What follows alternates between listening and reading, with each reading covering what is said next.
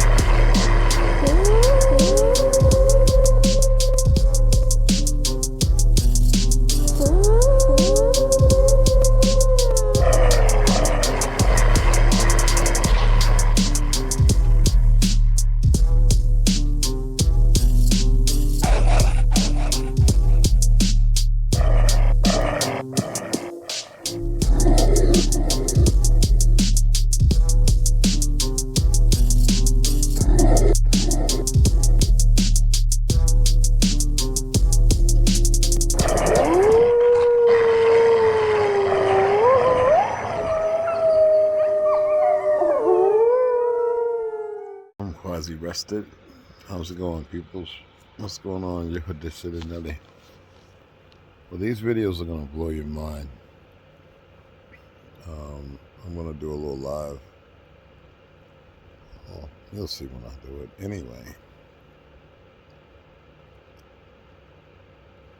Westside had an excellent video from a year ago. We had to put some of them Haitian brothers, young, in check. Kill Meal had an excellent video. Drop. Move her. Oh. And as you know, I always have excellent ones. Anyway, I'll see you guys here in a few hours, alright? It's supposed to be about 75 to 79 degrees today. Didn't do nothing yesterday, man. Eat. Let my body regulate itself, you know, Guinness.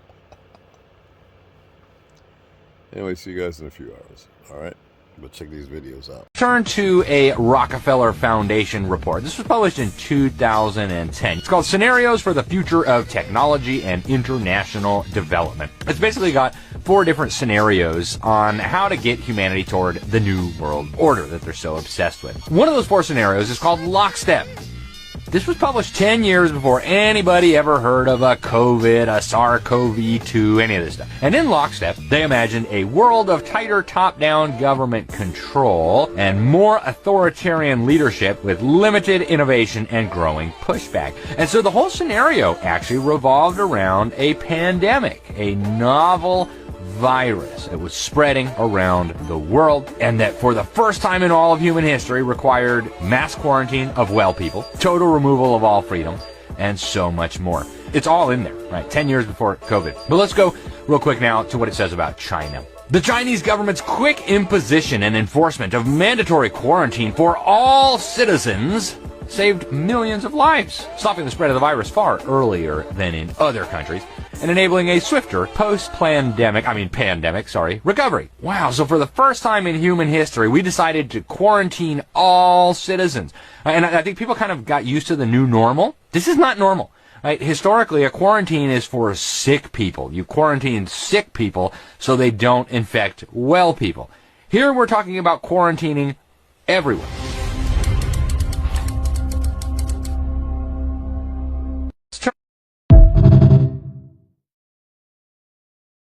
This world is unacceptable. I don't know how unacceptable became acceptable, but unacceptable to me is unacceptable. And I would rather die in the fight than sit by and be an observer in this literal fate of World War III that we're sitting here on the verge of right now. Yeah, watching this past war, you know, I'm on all the Telegraph channels. It's been really hard this past year watching this. It's just been every day waking up and just seeing dozens of dead kids and just brutal. And then you see the Israeli pages when they're laughing and mocking them. I just saw yesterday they're doing boat tours in Israel where they're going out and laughing at the kids getting blown up and talking about how they're going to take the land. It's just like, I just never seen evil like this in my life. It's hard to believe this is real. I think it's really woken a lot of people up in the last year. It really has, yourself included. And, you know, having been there 21 years ago, first time, and then living in Gaza, imagine how it has felt for me knowing that this is happening. and that the world is paying no attention, and even the Arab nations are all abandoning their Palestinian brothers and sisters. These people are the descendants of Jesus, of Nazareth. That's Palestine. It's in the Bible. And yet the world is turning their back on them. I have said over and over, Gaza is coming to you. And it is. People think that we're always going to have food in the shops, we're always going to have fuel at the petrol gas station, we're always going to have water running from the tap. Guess what? The Palestinians don't have any water because they bombed all their water supplies.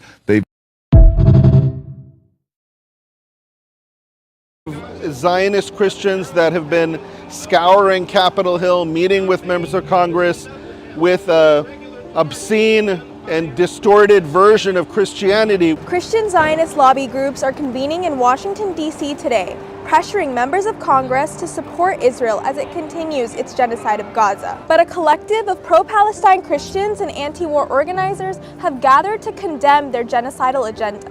We are here to counter-protest, counter-lobby. You know Jesus would not stand for war of any kind. You know this. You know it very well. So be delivered, be decolonized in your mind in the name of Jesus. So because the Christian Zionists are here, we need to be here in a louder, stronger voice. They absolutely do not represent the Christian faith. They bless violence. That is utterly unacceptable. ACLI is, lobbying in support of the annexation of Judea and Samaria. It is such an unfortunate religious trick to just start calling them Judea and Samaria, because the present nation state of Israel is not the biblical state of Israel. We have been so indoctrinated by Zionism and we don't even know it. And so I count it as a mission of mine, part of my calling, to point people in the right direction. Justice for the people in Palestine. That is what my faith requires of me. It requires no less. I must speak. In Gaza. Stop the genocide in Gaza. Y'all know what to do, but look at this next one. If Palestine is liberated, this means this is a nail to dismantle the United States of America. We know it's a victory when a red triangle goes above an Israeli soldier's head and the pig gets iced. Like, we know that's a victory. We know it's a victory when prisoners break out. We know it's a victory when all these things happen. But a lot of people don't necessarily know that. And it's not their fault they don't know that. It's our fault. We will free Mumia because it is our job to destroy imperialism, destroy the United States, and destroy capitalism and the system of extraction that it relies on to perpetuate itself. And we will do it by organizing in a manner that actively undermines and destabilizes the legitimacy and the power of the state and the power and legitimacy of capitalism.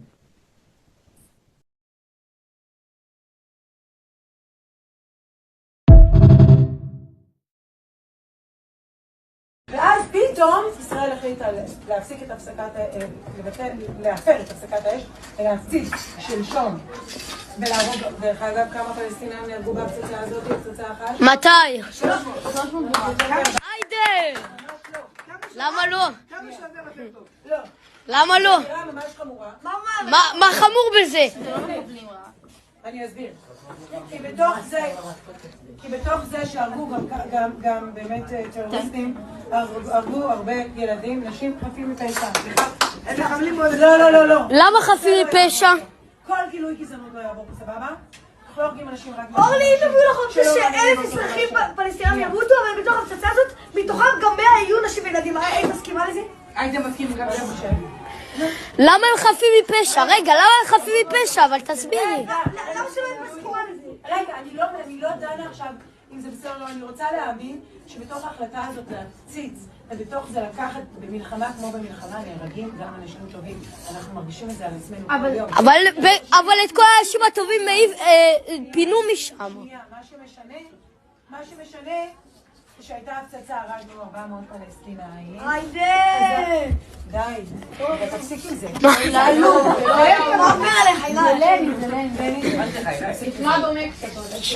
תשאל אותה שאלות. אני אסביר, בסדר? תכף אני אסביר, אבל אני לא רוצה להתעסק בזה. באמת, קודם כל זה תמיד הולך, כמו שאני לא רוצה שהם יגידו היידה כשהם הורגים אותנו. אבל אנחנו לא עשינו להם כלום. אני לא רוצה שאף בן אנוש יגיד היידה כשהורגים. אבל לא, האם ברור? כי פשוט תפיסתית. אבל אנחנו לא טרוריסטים. שנייה. וילדים מפה לא יגדלו להיות מחבלים.